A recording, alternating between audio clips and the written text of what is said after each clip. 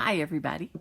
So today we're going to talk about what Overcaller, who's made a takeout double, does after their partner advancer has responded to the takeout double.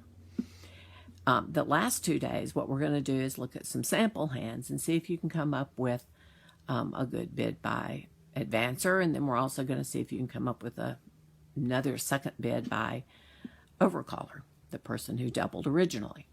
But today, let's just talk about what the Overcaller, the doubler, does after their partner has responded to their takeout double. So I find that one of the most common things that happens is that the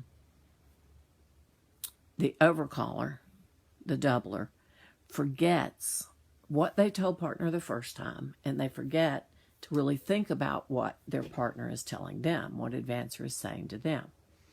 There's, this tendency, you've made a takeout double and you have 4 spades and maybe you have ace, king, and 4 spades. And then your advancer bids 1 spade in response to your takeout double. And you go, oh, look, I've got 4 spades. I've got the ace, the king, and I've got 4 of them. I've got 14 points. I've got to let him know.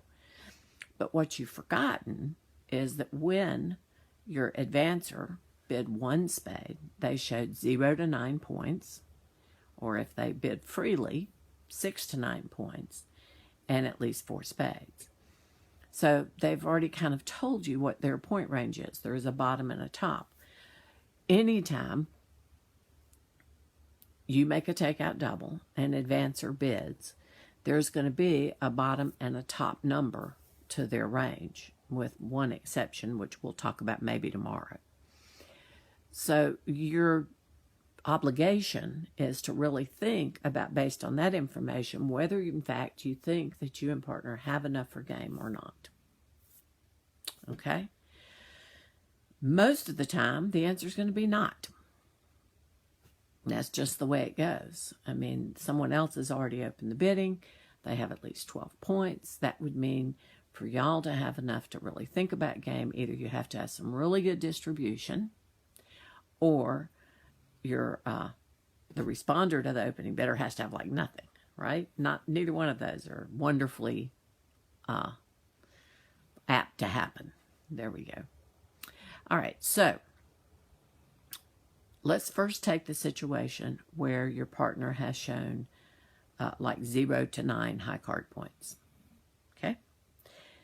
You are the doubler. So if the maximum that your partner can have is a bad 9, then how much would you need? How strong would your hand have to be to think that game was possible? Right.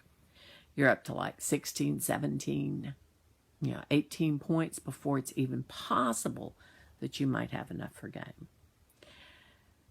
When you double and then freely bid again, that's the kind of hand you show.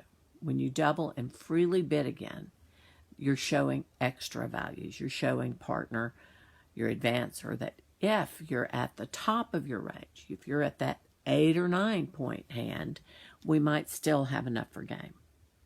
Okay, you're not just confirming a fit. You're not just whatever. You're inviting game.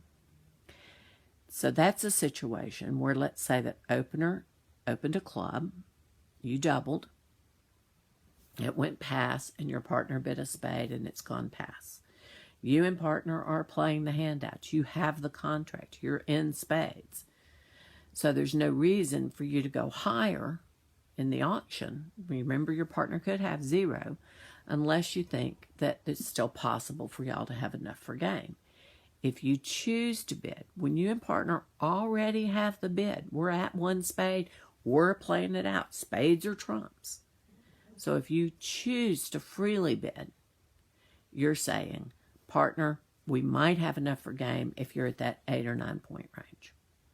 That's a little bit different if it goes 1 club and you double, pass 1 spade, and they bid 2 clubs. Well, now who's got the bid? They do. He's going to play clubs if you pass. So in that situation, if you hold 4 spades, it's usually right to raise, to bid 2 spades. Because if you don't bid, the opponents might now take the contract. So it's a difference between a free bid. We already have the contract. I'm choosing to bid again. That's a free bid. And what we think of as a competitive bid. When they bid 2 clubs, they opened a club, my partner bid a spade, they bid 2 clubs. If I pass, they now have the contract in clubs. So if I bid 2 spades, that's just considered a competitive bid. I'm just saying, well, partner, I don't want to let them play clubs, and I have 4 of your spades. So you get it? It's hard. That's hard.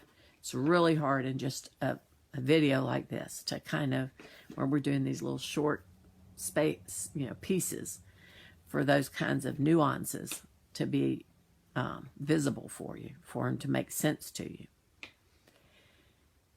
Now, it's different if your partner has jumped.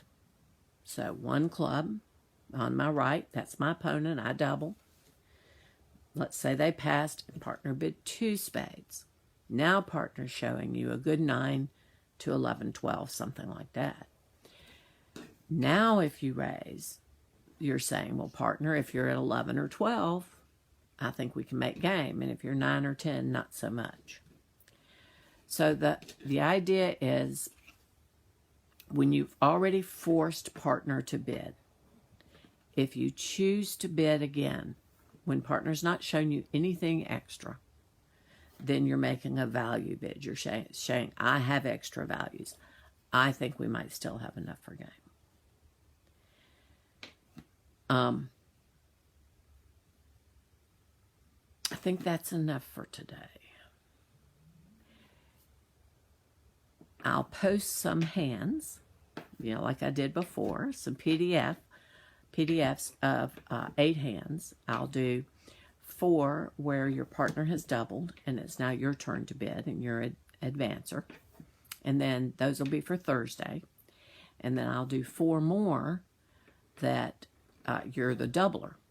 They've opened the bidding, you've doubled, and now your partner has made a response. Your advancer is bid, and you have to decide what to do next. And we'll talk some more about forced bid and free bid, okay? So I know this is hard, but if you have any questions, just send me an email. There's also a workbook. I do these things for Whirlwind Bridge workbooks, and there's a workbook for takeout doubles. It's also an app. You can get in the App Store. You can order the takeout double book on Amazon or from me, but it's got some examples that might help you a little bit. But we'll have some sample hands tomorrow, so maybe that'll help as well. It's been good talking to you, and sorry I'm no makeup and all of that stuff. I had a really busy morning. How could I have a busy morning? I'm at home, but I did. It was really, really hectic this morning. But I got this in. Talk to you later.